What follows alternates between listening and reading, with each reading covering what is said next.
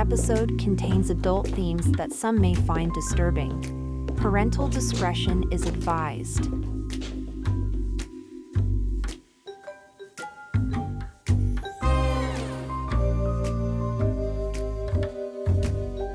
Hello everyone, and welcome to RedRum Files, a podcast about true crime and murder. On this episode, we will be talking about the Susan Lund case. I am your host, Jennifer, and this is episode 1 of the RedRum Files.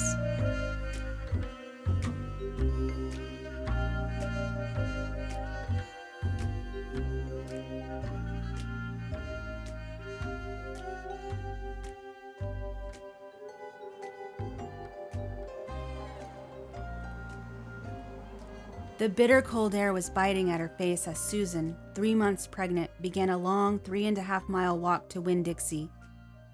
It was around 7:30 p.m. on December 24, 1992, Christmas Eve, as she headed south down Fort Campbell Boulevard toward the Tradewinds North Shopping Center for groceries. According to Susan's daughter, who was a toddler at the time, Susan was going to the store for pumpkin pie. She also needed to call her sister. Nestled securely at home were Susan's 3 children, all under the age of 6, along with her husband to look after them. On the outset, it may seem unusual for a young pregnant mother to be walking alone as night falls to go to the grocery store, leaving your small children waiting for your return so they can be tucked into their beds on the night before Christmas. However, it is in our human nature to get done the things we need to do, especially when it's for our children. Furthermore, who was to suspect a monster could be lurking in the shadows?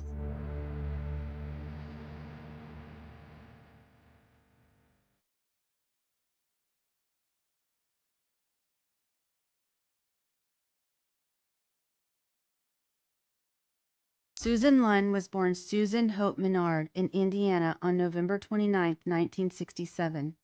She went on to marry Paul Lund in April of 1986. The couple met at an arcade while in high school. They had 3 children together, and Susan was 3 months pregnant at the time of her disappearance. She had just turned 25. Susan and her family moved to Clarksville, Tennessee in the summer of 1992 because her husband Paul had recently re-enlisted for an additional 3 years and was stationed at nearby Fort Campbell. Fort Campbell is a U.S. Army installation situated between Hopkinsville, Kentucky, and Clarksville, Tennessee. Susan and her family had only lived there a few short months before she disappeared, and it would be 29 years before anyone would know what happened to Susan. Paul filed a missing persons report, but unfortunately, the report was missing the correct address and phone number. This caused the authorities a slight delay in the search.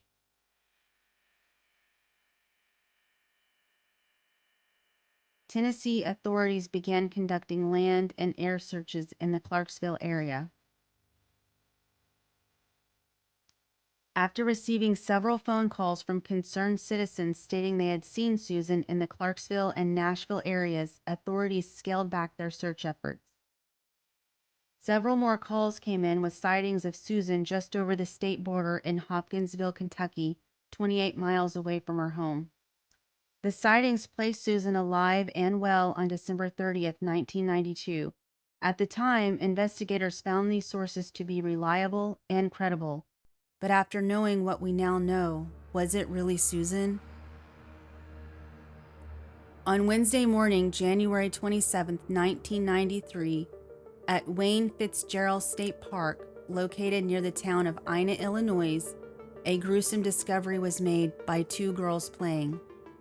The severed head of a white female was found in the brush on what was described in one report as an old ranger service road. The scene was as if someone had just threw the head from the window as they drove down the road.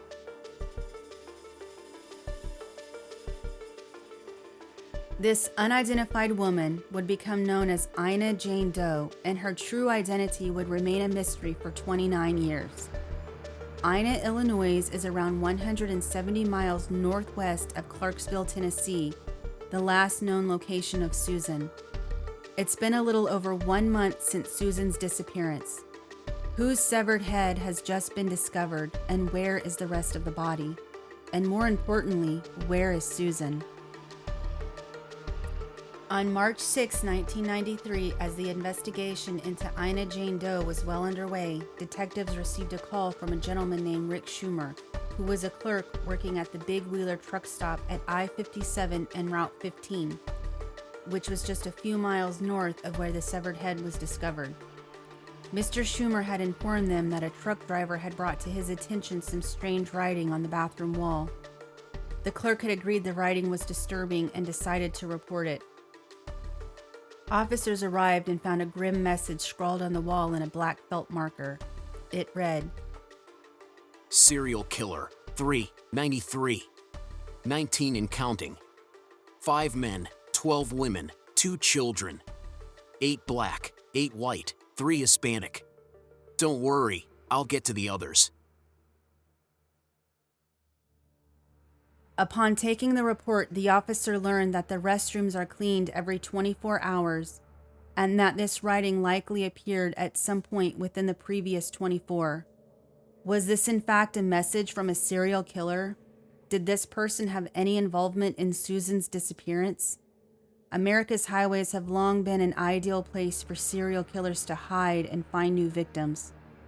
Was Susan Lund the victim of a serial killer stalking the highways? 7 months after Susan's disappearance, in July of 1993, more evidence came knocking on the investigators' door, leading authorities to believe Susan was in fact alive and well. Calls came in stating Susan was reportedly spotted in a small town about 50 miles from Birmingham, Alabama. 1 month later, in August, local Alabama authorities received a phone call from a woman stating she was Susan Lund. The caller indicated to authorities she was living in Alabama and wanted to be left alone. This too was deemed credible information by authorities, causing the Tennessee investigators to close the missing persons case on Susan. It was reported by the Tennessean newspaper that police were 80% certain the sightings in July were Susan. The paper also reports police made a positive confirmation the woman calling in August of 1993 was the missing Clarksville woman Susan Lund. After knowing what we now know, who was this mystery caller and why was it deemed so credible by authorities? Back in Illinois, the severed head provided investigators little to go on. Without the body, there was no way to determine the cause of death and no additional identifying features to help give an identity to this woman. However, anthropological analysis was able to provide some information about this victim. It was determined Ina Jane Doe was a white female with reddish-brown hair and was between 30 to 50 years of age. It was also discovered this woman had received extensive dental work during her life. Lastly, the analysis found a medical condition this woman had called torticollis, more commonly known as wry neck syndrome. This condition causes the head to have a sideways tilt. This can be more pronounced or the appearance can be subtle. Nevertheless, with little to go on, investigators needed to rely on those who may have known Ina Jane Doe in life in order to identify her. The decision was made to exaggerate this condition when reconstructing the victim's likeness. As a result, this ghoulish image was given to the public in hopes of finding the true identity of Ina Jane Doe. This likeness never provided any credible leads that led to its identity. Years would pass, 29 in fact, before Ina Jane Doe would be identified. During all this time, Susan's family never gave up hope and never stopped looking for her. It was only due to modern science and interest in the case that caused a breakthrough to finally occur. In February 2021, Dr. Amy Michael, the assistant professor of anthropology at the University of New Hampshire, contacted Illinois' law enforcement and offered to re-examine the case using modern forensics and technology. Dr. Michael was joined by writer and researcher Laura Norton on the reanalysis and archival research. During the course of their research, it was determined that the woman did not likely have an obvious asymmetrical appearance. After the research was completed, a new forensics image was created by artist Carl Koppelman. Using new techniques and technology, the team was able to create a new image of Ina Jane Doe, one that was a much closer match to the person they were trying to identify. Last month, Jefferson County, Illinois investigators and a forensic team finally discovered the 29-year-old case of Ina Jane Doe. The remains belong to Susan Lund. On February 3, 2022, the genealogy team from Redgrave Research uploaded the DNA profile generated by Astria Forensics to GED Match. The team waited, but they did not have to wait long. The results came back in less than 7 hours, and there was a name: Susan Hope Lund. The team had arrived at a match, and it was now passed on to law enforcement, who followed up with the family members. Once they were able to get a confirmatory DNA sample from a sibling, they could now do a direct comparison on Ina Jane Doe. A month later, on March 6, 2022, it was finally confirmed. It was determined through one-to-one comparison that the identity of Ina Jane Doe is in fact Susan Lund, without a doubt. After 29 years, Susan's family finally had an answer to what had happened to her that night all those years ago. Susan had not run away from her family. She had not gone to Alabama, and that was not her who called the authorities. Susan was abducted, and what happened after that, detectives are still piecing together. How long was she kept alive? And what sick and twisted things did she endure at the hands of a monster that had taken her? She was likely killed sometime midway through January 1993, and since her body has never been found, we do not know the cause of her death. Where was she taken? And was she held somewhere? Who drove her head to a state park in Illinois and threw it out the window? The disappearance of Susan Lund was an agonizing changing point in the lives of her husband and her children. Paul, who had just re-enlisted, now had to find a way to continue on with his 3 children and no mother present. Because of the supposed sightings and the strange, unidentified caller who claimed to be Susan, the investigation was basically ended, but equally as devastating for the family was the effect it had on their feelings toward their mother. Susan's children struggled with the thoughts that perhaps their mother had left them all those years ago. It's reasonable to see how they could have thought this given the media headlines and the way authorities handled the case. These feelings haunted the family for 29 long years until there was finally the first bit of closure in the case. Unfortunately, Paul passed away before the discovery of what had happened to his wife. Paul always thought she could have been taken, and now we know she was. So Susan Lund finally has her identity back, but this story is not yet over.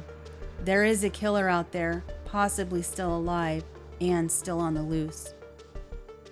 Any information about the actions and/or whereabouts of Susan Lund on or following December 24, 1992 should be directed to Detective Captain Bobby Wallace at the Jefferson County Sheriff's Office at area code 618-244-8004 or by email at bwallace@jeffill.us. That's BWALLACE@JEFFIL.us. This was episode 1 of RedRum Files, the Susan Lund case. We want to thank you for spending your time with us and being part of the RedRum Files. We appreciate you all being here. Next time on the show, we will be talking about the Clark Perry Baldwin case, so make sure to tune in. RedRum Files is written and produced by Jennifer and Travis. Make sure you follow us on social media and consider leaving a review. It really helps the show. Until next time.